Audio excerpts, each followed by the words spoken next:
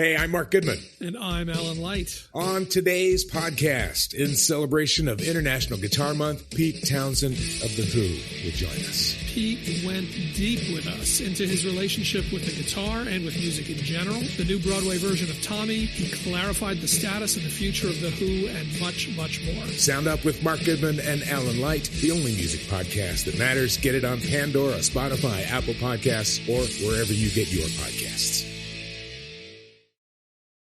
What's up, y'all? This is Tim Einenkel with The Library. Make sure to follow me on Twitter. That's at The Library with Tim. That's at The Library with Tim.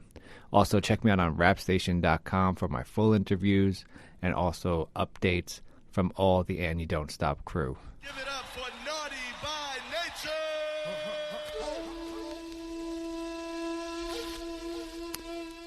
On February 24th, in front of a packed Gramercy Theater in New York City, Naughty by Nature celebrated the 20th anniversary of the hit single Hip-Hop Hooray. That's right, it's been 20 years since Hip-Hop Hooray dropped. Naughty by Nature is currently on tour celebrating 20 years of Hip-Hop Hooray. I had a chance to catch up to Treach to talk about 20 years of Hip-Hop Hooray and his career.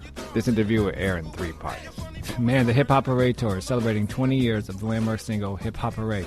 Can you believe it's been 20 years since you wrote that? What has been the reaction so far?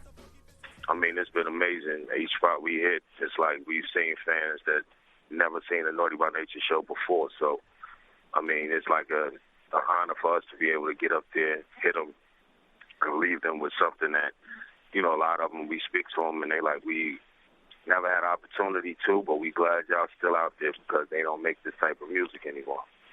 I want to go into the writing process of this track.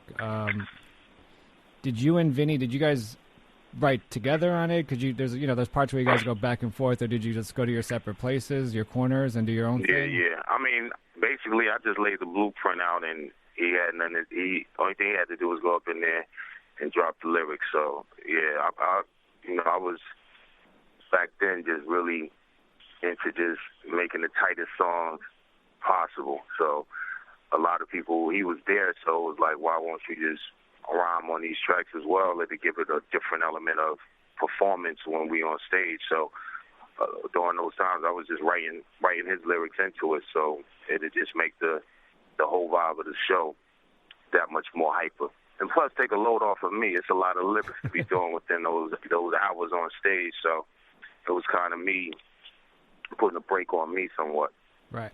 Actually, I want to go into that. The first album you guys did was obviously very heavy you, and then the second, the second album, 1993, incorporated a lot of Vinny. Was that the plan from the get-go to kind of slowly bring Vinny on, onto the mic? Well, it wasn't actually the plan. What happened was the people started asking, like, when are we going to start hearing you on some more records? Like after Uptown Anthem came out, they heard him on that as well. So with the first album, he basically wasn't on there at all. So with the fans, we love giving them what they want. So that's when I went in the lab and like, you know what, we're going to start writing you in on more of a lyrical standpoint in the group because that's what the fans are asking for. So how did when you guys were started doing that? How did your own writing process change? When I guess from the first album to the second album. I mean, with me, I'm just a beast on it. It's like even if you never heard Naughty by Nature with an album out at the time, if we were touring and a year missed a year or whatever else, I always stayed in the studio writing, whether it was just unreleased stuff or with different groups or cliques or like the whole local hip hop scene in Jersey. So I never stopped writing. I've been writing forever, and it's like a hobby to me to get in there and get in the studio. I love being in the studio, whether it's like a project that's slated to come out or not. I just love being in there and creating. I love that. One thing a lot of people appreciate about, especially the second album, you guys, I think you did this purposely. You guys never glorified the street. You just kind of spoke to what the street was about. Mm-hmm. Why weren't you tempted to, do the glorification part of it? I mean, I don't really know. None of it. The way we did it, like I said, was even planned. We knew nothing about making hit albums or anything. We just had our own type of swag, our own type of way of doing things. I always was more of a writer where I didn't want you to get it on the first go. No.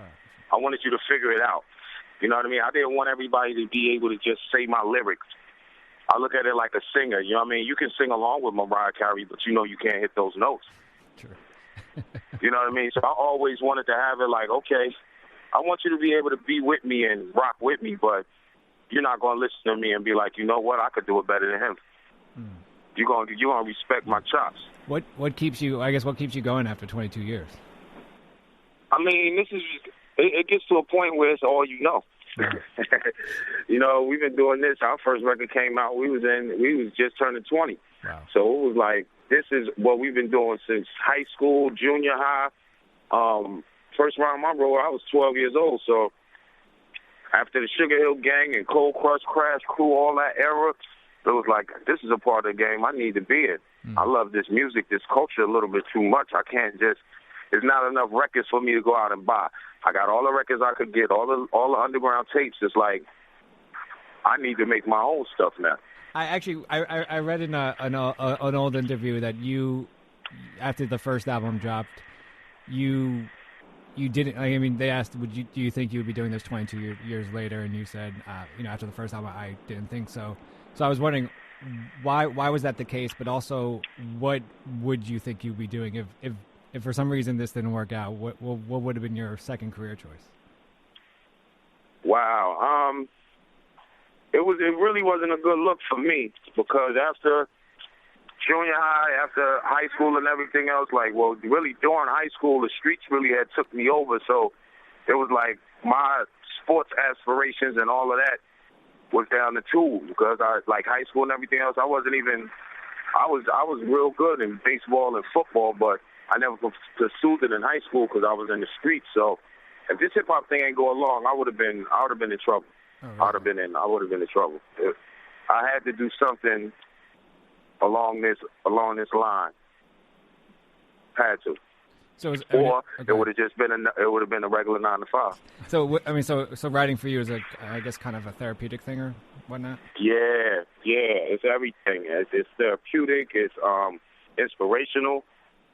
It keeps me going. It keeps the mind sharp. It keeps me always reaching out there to figure out what's going to be that next niche and that next, what the game going to be like 10 years from now. Is my music still going to be relevant 10 years from now that I'm writing now? So I never wanted to be to the point where it's dated. You know, when you hear it, it's just good music. It's not like, you know what? That sounds like it was made in the 80s or the 90s or 2000, the first decade of 2000. It's just good music. So that's what I thrive off of. That's part one of my interview with Treach. We'll continue this interview next week. This is The Library with Tim. Make sure to follow me on Twitter. That's at The Library with Tim. And keep checking www.rapstation.com for updates from all the And You Don't Stop crew. Peace.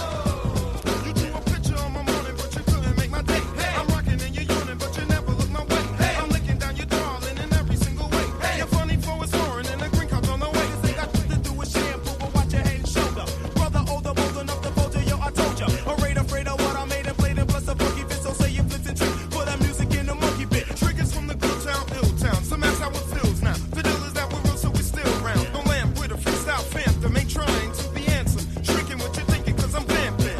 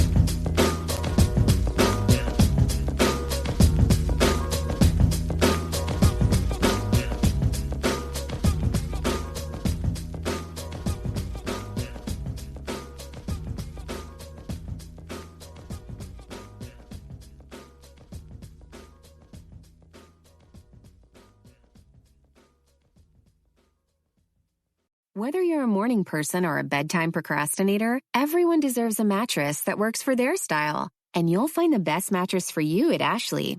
The new Temper-Adapt collection at Ashley brings you one-of-a-kind body-conforming technology, making every sleep tailored to be your best. The collection also features cool-to-the-touch covers and motion absorption to help minimize sleep disruptions from partners, pets, or kids. Shop the all-new Temper-Adapt collection at Ashley, in-store or online at ashley.com. Ashley, for the love of home. Hey, I'm Mark Goodman. And I'm Alan Light. On today's podcast, in celebration of International Guitar Month, Pete Townsend of The Who will join us. Pete went deep with us into his relationship with the guitar and with music in general. The new Broadway version of Tommy. He clarified the status and the future of The Who and much, much more. Sound Up with Mark Goodman and Alan Light, the only music podcast that matters. Get it on Pandora, Spotify, Apple Podcasts, or wherever you get your podcasts.